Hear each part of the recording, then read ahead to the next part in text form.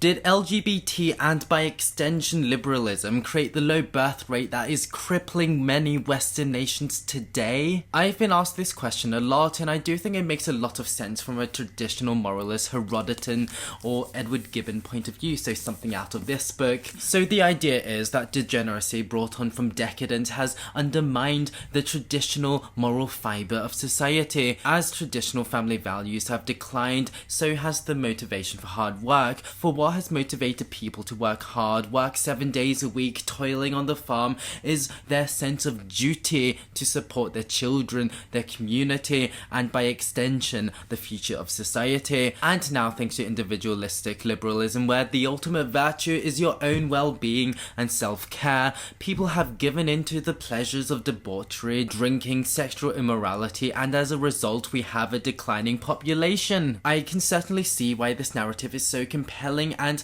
maybe it does have some kind of unquantifiable effect on the amount of people reproducing in modern society.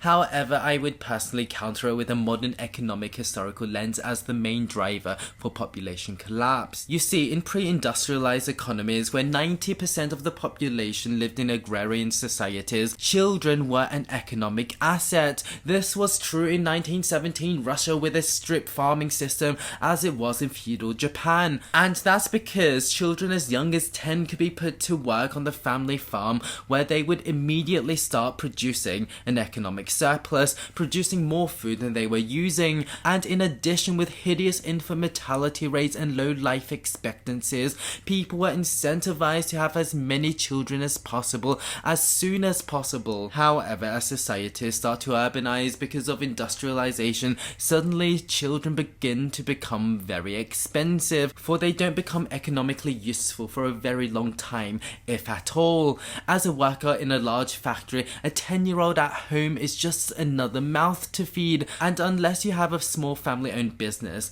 and don't mind using child labour, which isn't most people, your children will be reliant on your income until they move out as an adult. In some Eastern Asian societies, children will provide financial support to their parents in their old age as some kind of family pension, so people are incentivized to have families in those societies. But East Asia's population decline right now is even faster than the West with their welfare state, so this can't really explain anything. Furthermore, industrialization brings a need for more specialized labor, so education becomes more important, so children stay more unproductive for longer. Also, as women start to join the workforce to augment their husband's income because children are so expensive, they suddenly don't have the time to look after the children, and thus childcare is just another cost, particularly when we consider that people in urban societies tend to not live with their extended families, so grandparents can't look after the children. And also, industrialization brings better medical technology, so there's less need to have children